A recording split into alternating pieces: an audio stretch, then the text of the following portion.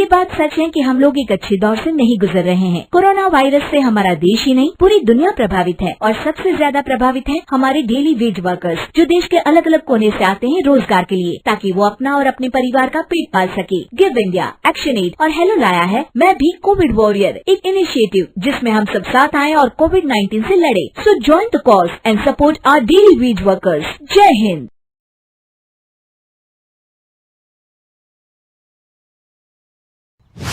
एक दिन राधिका और उसकी सास को घर पर अकेले रहना पड़ गया था। तब विजय जाते जाते कहता है, सुनो, ताला लगा के सोना, अच्छे से खिड़की दरवाजे चेक कर लेना और मम्मी का बीपी भी चेक कर लेना। हाँ जी, कोई दिक्कत नहीं है।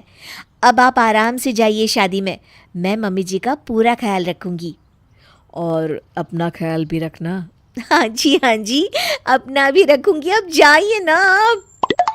थोड़ी देर बाद गांव में जीप पर लगे एक स्पीकर से अनाउंसमेंट होती है।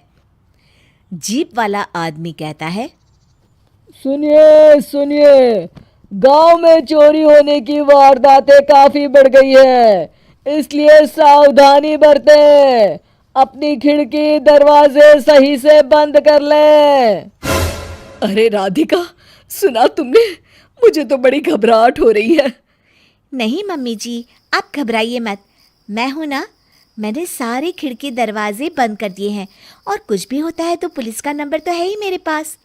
अच्छा, मेरी तो सांसें तेज चल रही है बेटा। एक तो ये विजय भी घर पर नहीं है। मम्मी जी, वो भी जल्दी आ जाएंगे, मेरी अभी फ़ोन पर बात हुई थी। आप बस रिलैक्स रहिए। उधर दूसरी तरफ दो चोर रात में गांव में चोरी करने का प्लान बनाते हैं। दोनों सास बहू अकेली है उस घर में। अच्छे से पता लगाया नो? हाँ, कोई और नहीं है घर पर। अच्छा मौका है हाथ साफ करने का। अरे वाह, अब आएगा मजा। देर रात को जब सब कुछ सुनसान होता है, दोनों चोर गांव की तरफ निकल जाते हैं। अरे कौन सा घर है? वो कोने वाला, तुम बस मेरा पीछा करो। ठीक है। दोनों दबे पांव बचते बचाते राधिका के घर के बाहर तक पहुंच जाते हैं।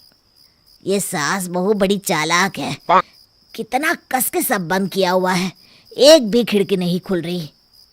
चोर खिड़की खोल ही रहा होता है कि तभी बिजली जोर से कड़कती है और चोर डर जाता है। राधिका की सास भी चौंक कर उठ जाती है। राधिका भी उठ जाती है। क्या हुआ माँ जी? घबराइए मत, मैं आपके पास ही हूँ। तुमने कुछ आवाजें सुनी?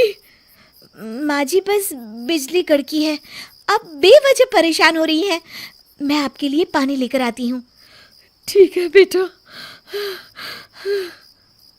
राधिका जैसे ही पानी लेने के लिए उठती है, उसे खिड़की से चोर की परछाई दिखती है।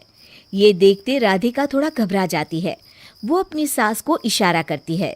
उसकी सास भी चोर को देखकर डर जाती है। शांत हो जाइए मम्मी जी। अरे मगर कैसे बेटा? हे भगवान, विजय को फोन लगा बेटा। माँ जी, इस वक्त अचानक वो पहुंच भी नहीं पाएंगे, मैं कुछ करती हूँ, आप बस शांत रहिए। उधर चोर अपने काम में लगा हुआ है, वो सब सामान देख रहा होता है। तभी उसको आवाज आती है, सुनिए जी, देखिए तो खिड़की के पास कोई है, मुझे लगता है चोर है।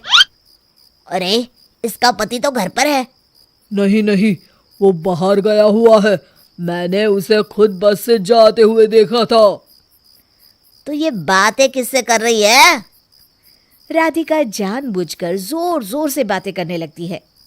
सुनिए जी, जल्दी आइए ना बाहर, मुझे पक्का शक है कि घर में कोई घुस आया है। अरे, लगता है इसका पति आ गया है, ये दोनों अकेली नहीं है। भोलू की जानकारी तो गलत थी, भागो। चोर घबराकर जल्दी जल्दी बाहर की ओर भागने लगते हैं। तभी एक चोर का पांव फिसल जाता है, मगर वो फिर से जल्दी से खड़ा होकर भागने लगता है। वो गली के कोने तक पहुंचने ही वाला होता है कि पुलिस उसको पीछे से आके पकड़ लेती है।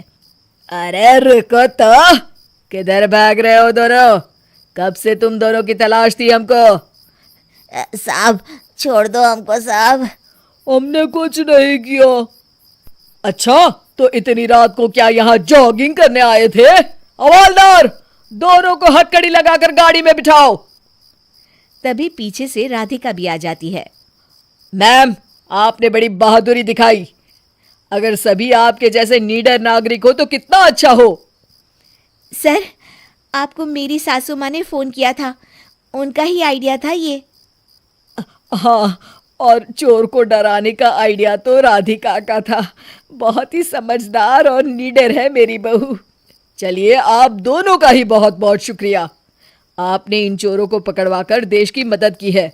और हाँ, पुलिस स्टेशन आकर अपना इनाम जरूर से ले लीजिएगा। और अगले दिन विजय शहर से आ जाता है। वो अखबार में तस्वीर देखता है जिसमें राधिका और माँ इनाम ले रहे होते हैं। माँ, आपको कोई चोट तो नहीं आई है ना? अरे ना बेटा ना, जब तक राधिका साथ है तकलीफ कैसी। राधिका, तुम ठीक तो हो ना? I am so proud of you Radhika, तुम बहुत ही समझदार हो।